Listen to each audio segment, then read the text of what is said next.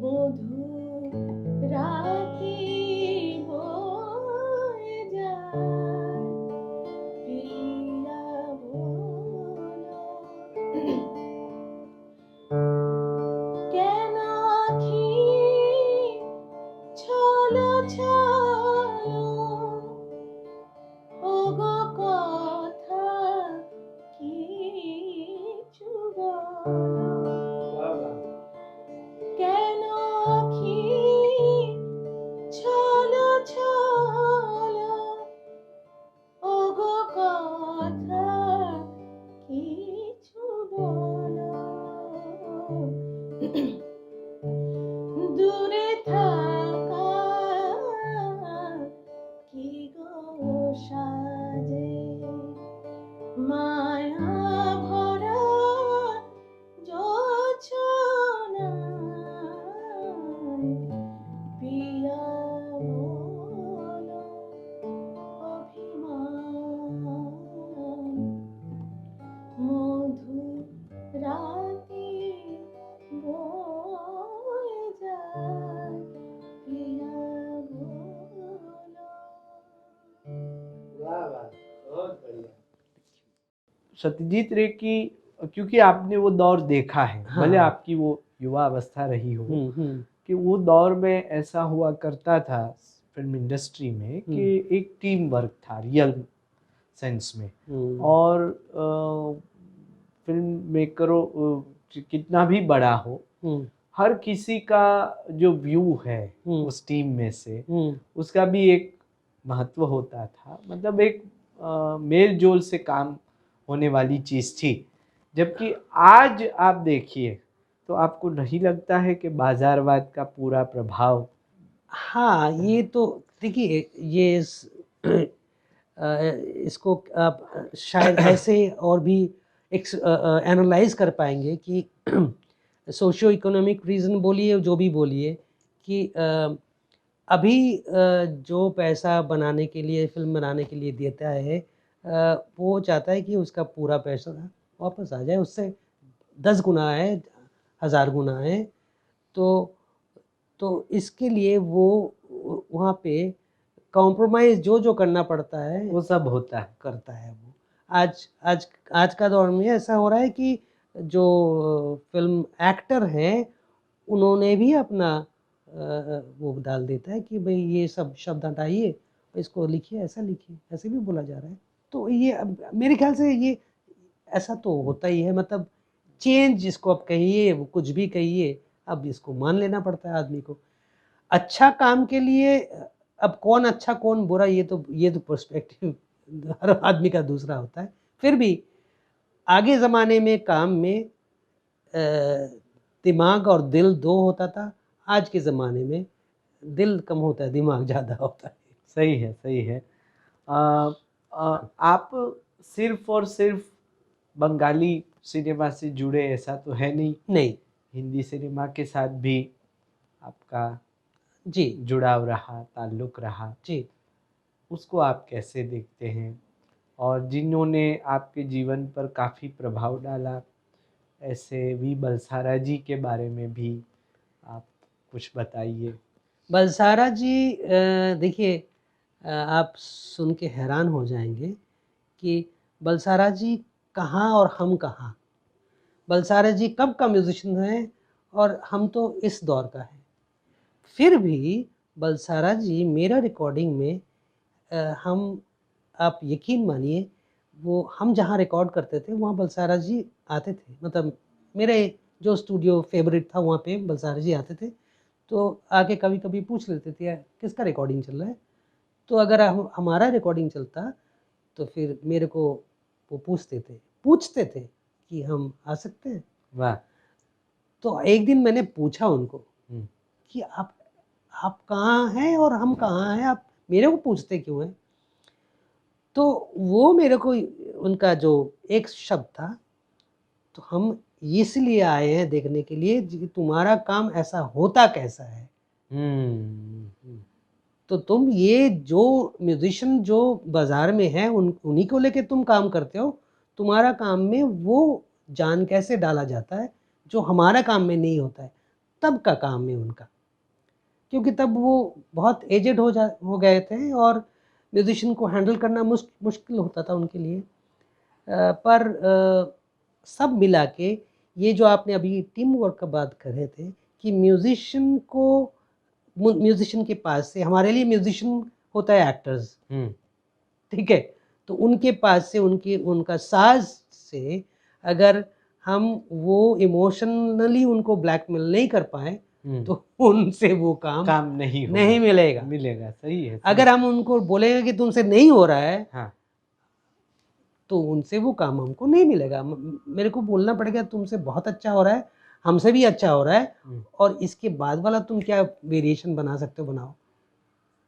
तो it is like वही घूम फिर के वही है कि काम करने के लिए जितना एक्सपीरियंस होना चाहिए वो तो होना ही चाहिए, वो ज्ञान, वो जिसको कहते हैं कि you have the grasp over your own craft, उसको छोड़ के भी जो है कि you have to think about human psychology as well.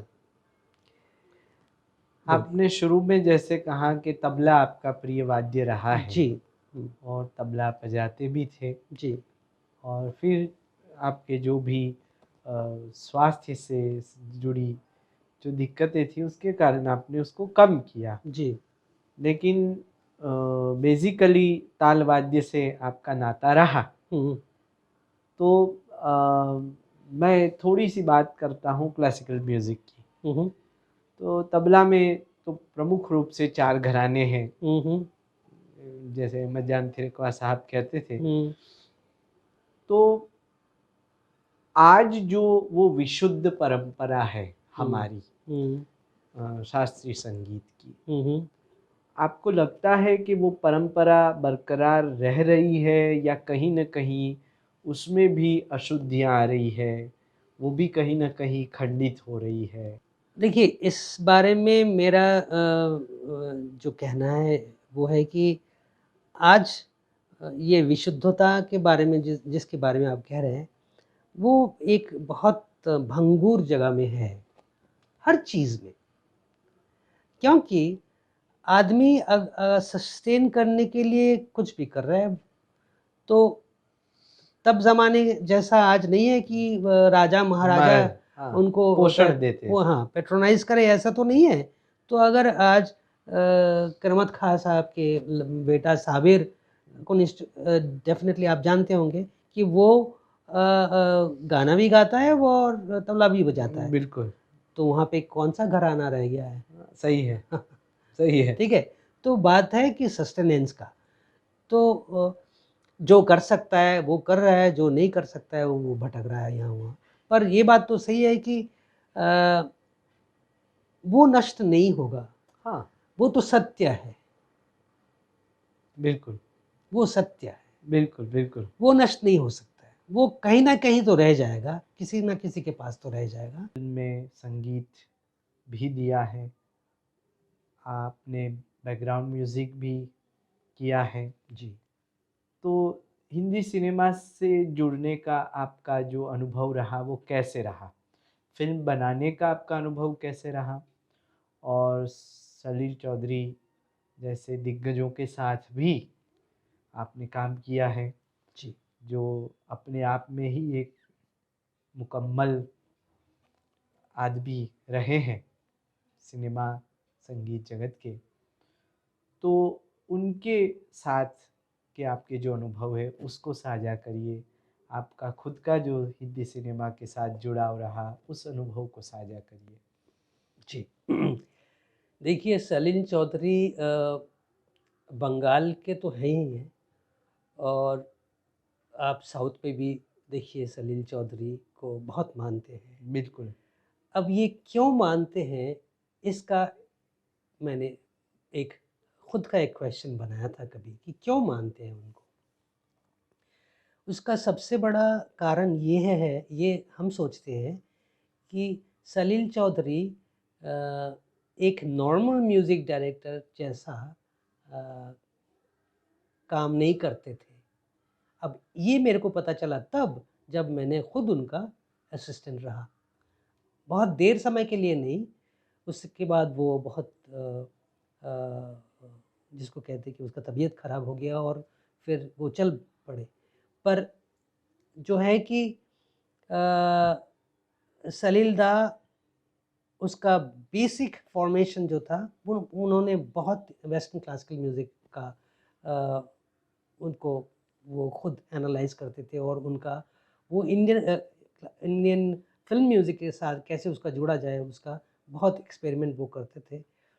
तो ये एक रीज़न रहा। दूसरा रीज़न ये रहा कि सलील दा वॉज वो उसको जिसको कहते हैं कि सलील दा टोटली अपना ट्रायल एंड एरर मेथड एक उसका वो करता था कि इसको बनाए, पर दूसरा मुहूर्त में उनको वो कहते कि नहीं ये नहीं है, वो है। ओके। अब उस तीसरा मुहूर्त में वो कहते कि शायद वो नहीं, ये भी नहीं, ये है। मतलब हर चीज़ वो 3-4 तरह का बनाते थे, और उनमें से जब उनको लगता कि यही बेस्ट क्वालिटी है, तो वो खुद ही अपनों को कंपेयर करते थे हर वक्त। और ये जब हमारे साथ काम हुआ तब हमने देखा है। और दूसरा है कि सलील चौधरी उनका वो स्टोरी राइटर भी थे, वो गाना भी लिखते थे, वो पेंटर भी था, और उनका पेंटिंग्स भी बहुत अजब एक उसका एक्सप्रेशन हुआ करता था।